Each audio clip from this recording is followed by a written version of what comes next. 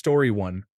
One sign is when someone is always cracking jokes or acting overly cheerful but avoids talking about how they are actually feeling. They might also pull away from close friends or suddenly lose interest in things they used to love. It is like they are trying to keep up a happy front so no one notices they are struggling inside.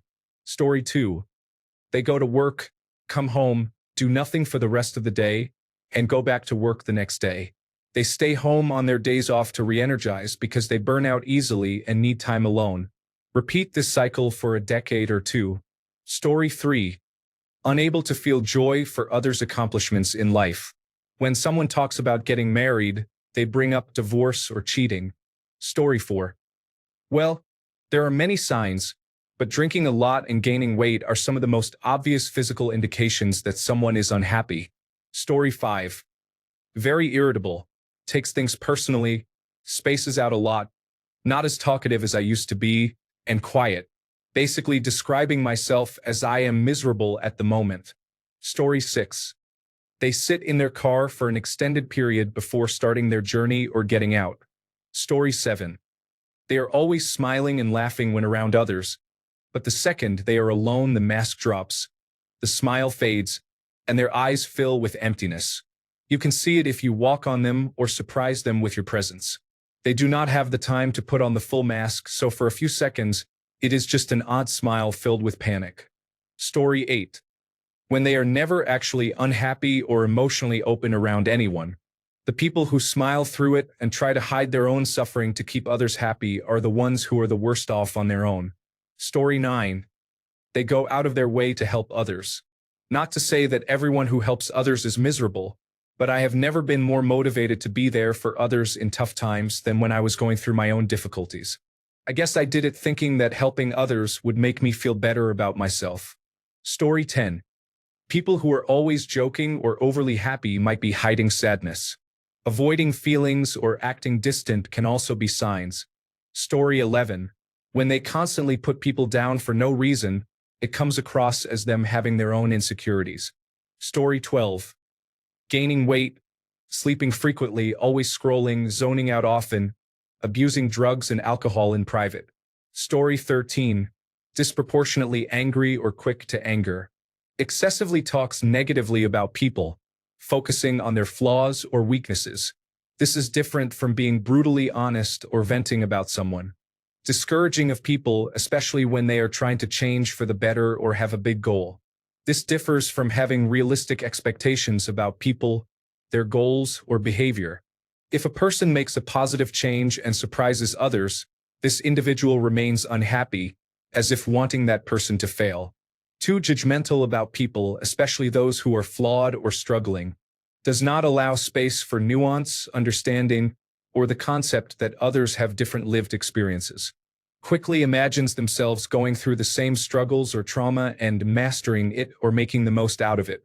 Jealous of others, particularly those more successful. This differs from recognizing when someone is arrogant or has a big ego. They feel jealousy regardless of whether the person is cocky or humble about their achievement. Posts on social media in a highly curated or performative way. Does not admit blame or shortcomings. Blames others for their misfortunes. This differs from actually being victimized. When flaws are pointed out in their plan, goals, or thinking, they become disproportionately angry or shoot the messenger, as if they had not considered the potential issue before and are now upset for it being pointed out. Does not let others shine or feels threatened by others' temporary success. Winners respect the challenge and those who come close.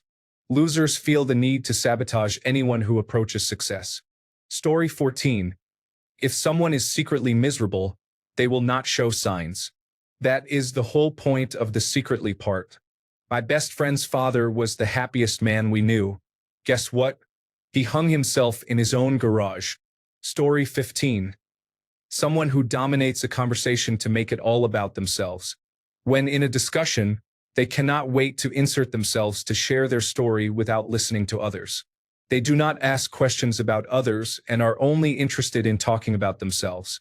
They are miserable because they do not know how to connect with others and are baffled as to why people avoid them.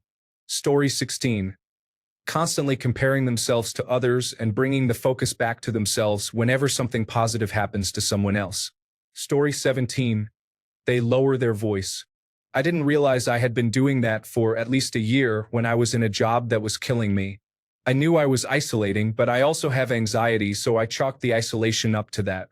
It took my friend telling me I was lowering my voice to speak for me to notice, and then I realized I had been doing that for a year or more. I finally reached out to my doctor a few months ago after realizing that the only thing keeping me above ground was my parents. I still have a lot of things I am working on, and I am getting better, but I have a long way to go. I tell my parents every day how much I love them and thank them for everything they have done and continue to do for me. My doctor has been my primary care provider for over 20 years, so he knows me well and has been incredibly sensitive and supportive. I would not be here without them. I know I have a long way to go, but I am training myself to focus on what I have accomplished instead of what I have not accomplished. I am so lucky to have my incredible support system. It is difficult being miserable, but I am trying very hard to find my happiness again. Story 18. Being the funny one or constantly going out of their way to please others. For me, it is how I cope. I would do anything in my power to keep someone from feeling the way I do inside. If I can put a smile on their face for even a moment, I can take comfort in knowing that even if that person is suffering internally, I might have succeeded in helping them forget about it momentarily. Story 19. From personal experience, escapism and expressions of wanderlust, as well as obsession with media, indicate a desire to be anywhere else but in your own life. Story 20. Asking the same old questions on this poor quality site, hoping and praying for just a little bit of human interaction before vanishing back into the void. Story 21. When someone is always active around others but completely deflates the second they are alone, that emotional whiplash says much more than words ever could. Story 22. If people feel the need to document their happiness, social media is full of individuals posting flawless photos of themselves and their families to prove to everyone that they have the perfect life. Story 23. Always saying how great, successful, and happy they are. Those people are often the most troubled.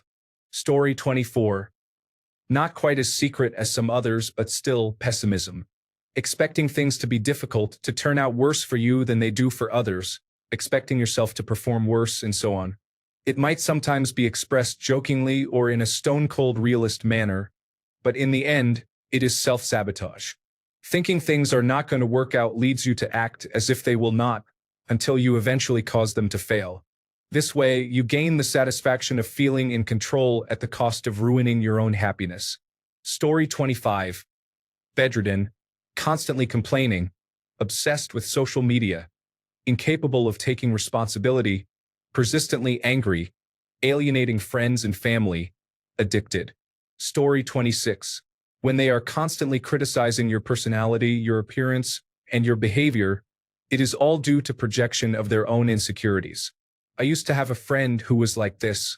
It was a nightmare, and I am happier to have gotten rid of her. I remember thinking, I did not even do or say anything. Story 27. The eyes. Always watch the eyes. They will show you if you are patient and observant. True misery has a look.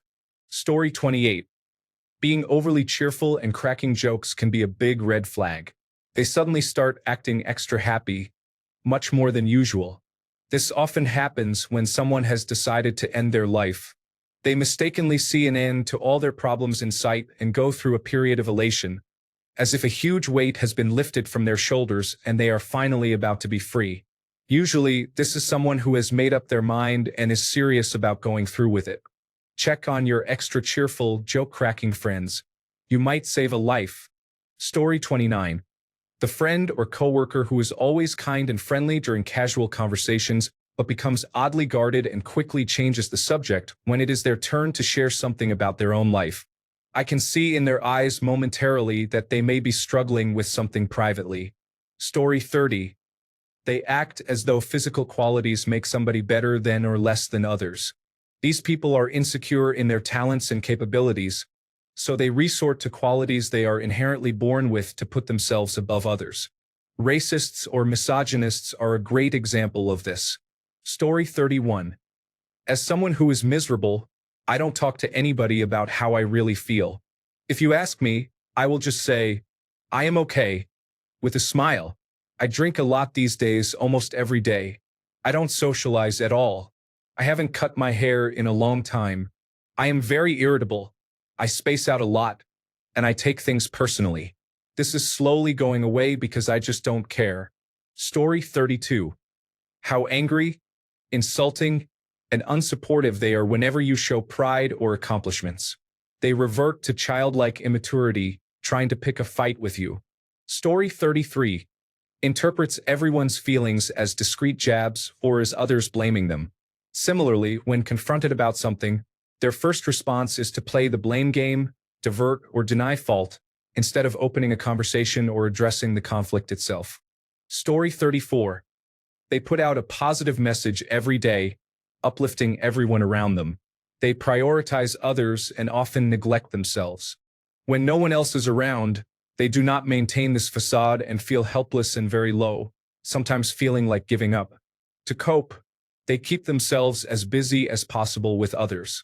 They are extreme people pleasers because they cannot find comfort within themselves and feel worthless, measuring their value by how much they are there for others. They are afraid to show any sign of their true feelings. If they are in a complete slump and unable to stop crying, they will not leave the house and will make up an excuse to hide their misery. They are always happy and full of life around everyone. It is a shock when they take their own life. People say, I can't believe it. But the signs are there if anyone questions why they are always upbeat with no hint of sadness, why they sometimes disappear, or why they prefer to chat and laugh instead of having deeper conversations. Story 35. The most common patterns I have encountered are that a miserable person can go one of two ways: completely isolated and overly kind, or an insufferable bully. Story 36. Sleeping when I am supposed to be in church. My curtains are not up. It is 11:44 a.m., and I am so miserable, but I want to stay alone. Shout out to everyone commenting. At least I know I am not alone in this. Story 37. Being consistently negative, having difficulty giving compliments, remaining in a job or relationship that is toxic. Story 38. Whenever anyone at work asks me, "Hi, how are you?" and I say miserable or "Is everything okay?" and I say no, those are the general hints I give. So far, very few people have picked up on the subtle nuances, so I may have to be more direct. Story 39. They post too many affectionate pictures and captions of their significant other on social media. This is a major sign that the couple is not truly happy. Story 40. When a person does not care about their hygiene, has sudden mood changes such as going from happy to sad or angry, keeps a dirty room with almost no organization, engages in stress eating, overthinks things excessively, or takes simple matters personally. For example, when a friend texts less because they are busy, and the person thinks they may have scared them away by accident or have bothered them too much with their own problems. These are common signs I am currently experiencing. Story 41. Smoking.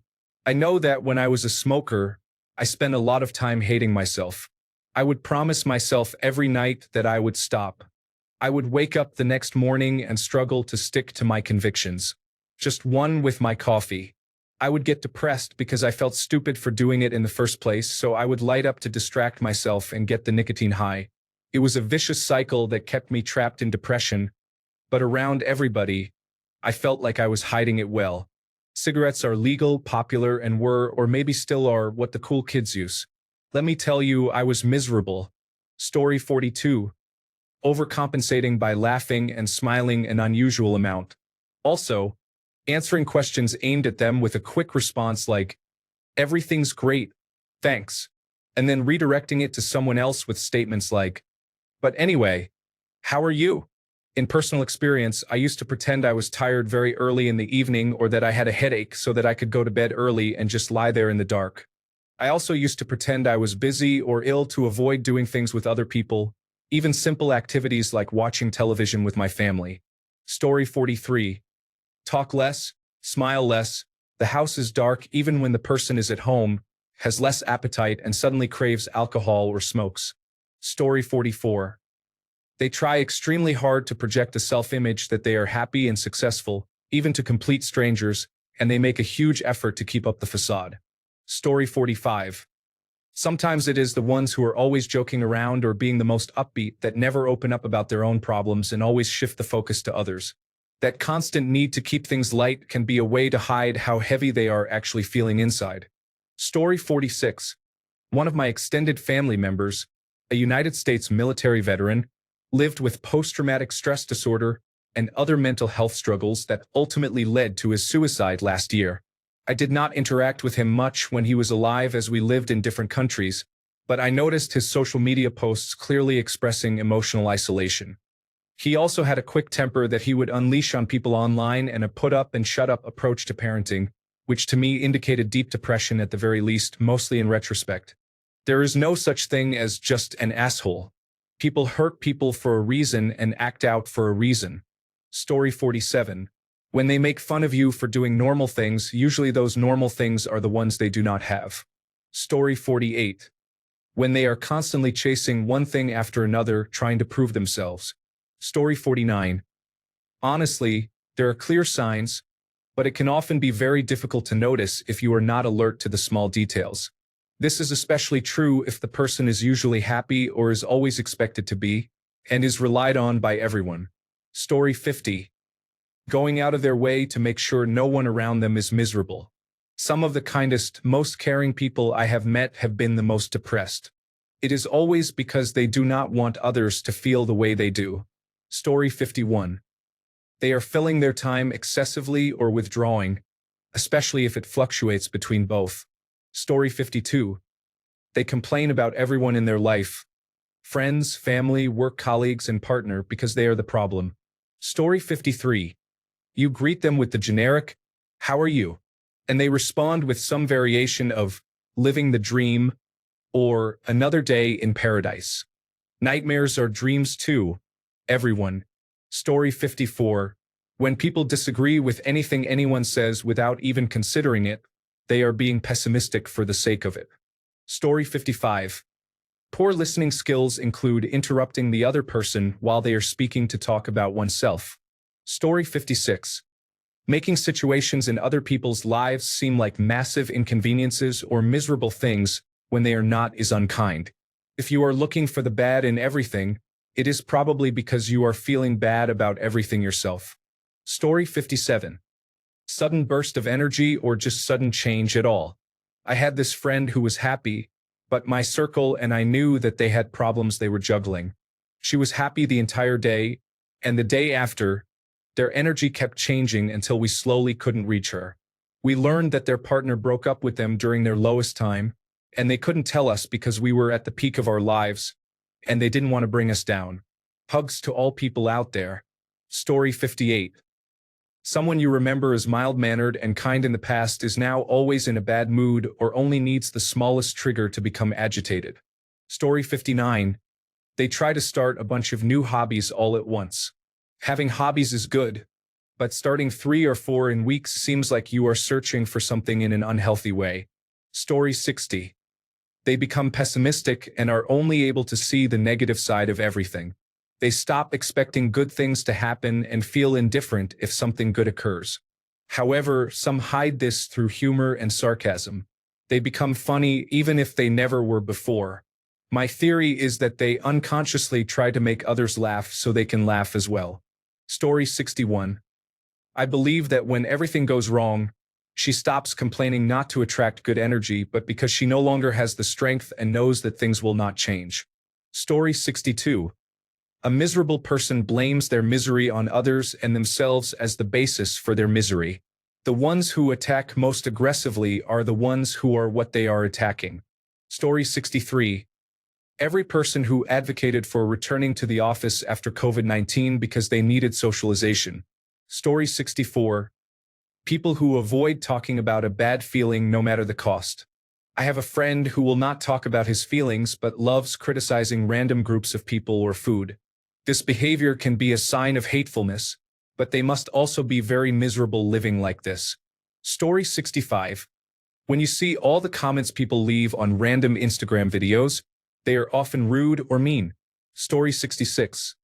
My coworker and I formed the best team at the workplace. 2 years ago, he developed health problems because a lifetime of smoking took its toll on his lungs. My boss directly told him he was faking illness to get time off work. Since then, my coworker has not been the same. He has become negative, bitter, and cynical. The happy-go-lucky man I worked with for 13 years, 5 days a week, is now a shadow of himself. It has reached a point where I can no longer stand working with him. I have no idea how to talk to him about his behavior without setting him off. Story 67. As a psychology major, it is someone who behaves in a very sociable way but is not actually well known at all. Many of us can say we have friends, but if you really think about it, what do you actually know about your friends as people? If you do not have a good answer for one of your friends, they might just be having a hard time and not want to open up to others. Story 68. Attention-seeking narcissists are definitely secretly miserable, self-loathing people. No matter how much they portray outgoing bravado, they secretly compete with and loathe other people. Story 69. I saw someone say excessive social media posts. I am not saying that is not true for some people, but I am miserable and I do not post on social media at all. My social media presence is almost non-existent. I do not want to be perceived in any way, shape, or form. Even when I do post, I usually take it down within a week. Story 70. They are always the first to change the subject when conversations become even slightly serious or emotional. For example, if someone mentions they are stressed about work, they immediately jump to making jokes or bringing up something completely unrelated. They cannot handle any emotional depth, even other people's, because it threatens to crack their own facade. There are also people who are constantly busy with activities and plans, not because they love being social, but because they cannot stand being alone with their thoughts. The moment there is quiet time, they start texting people or find something to do. Story 71. When someone goes through a divorce after 13 years of marriage, discovers they are asexual but cannot afford therapy, is laid off from their long-term job due to tariff issues, and cannot find another job because the economy is struggling, they may still maintain a tight hold on their emotions so that no one sees what lies beneath the everything is all right exterior. Ask me how I know. Story 72. When people literally beg others to be their friend or just talk to them because they are so lonely, but nobody ever reaches out, others just read their comment and move on. Story 73. Turning into an overly angry person and also overcoming fears. Deep into my depression, I stopped being scared of things I used to be terrified of. For example, I used to be very scared of spiders, but at some point I just stopped caring. This might be something others view as a good thing, but in reality, someone might be very miserable. Story 74. Posting something like, "What is a sign someone is secretly miserable?" on Quora, Reddit, or similar apps and forums. Story 75. I don't like dealing with the real world, so 10 to 12 hours of constant doom scrolling helps. Not really, but hey, whatever. Story 76. Big at this point, not secretly, but scared when seeing a lot of notifications on social media. Cutting people off, scared of seeing new texts due to the pressure of trying to be cheerful and putting on a mask again. Tired, accidentally lashing out on someone you have always been sweet to and immediately apologizing, and oversharing. Story 77. I am openly miserable, but on my worst days, when I am struggling the most not to do bad things, I take it out on strangers. The worse I feel, the kinder, warmer, and more helpful I will be. Seeing other people feel the way I want to because of my actions lets me live through them for a bit. Story 78. Entitled behavior. Chances are that everyone around them is walking on eggshells and at least one or all of their close relationships are suffering. Story 79. They project their insecurities onto others. They think everyone in a happy relationship is faking it, so they are negative toward anyone who is happy. Story 80. Usually, the ones always joking or saying, "I am fine," too fast. Or they start pulling away and blame it on being tired. Little things like that. Story 81. Getting lost in their phones all the time, even in company, will surely make people miserable when they lose connections in a social setting. Story 82. Overly self-critical despite achievements, or a forced cheerfulness that does not quite reach their eyes. Look for the quiet desperation. Story 83. being rude all the time and bullying someone, showing excessive dramatic emotions about everything, eating too much. Thanks a bunch for sticking around till the end of the video. Remember to subscribe, and until next time, stay awesome and goodbye.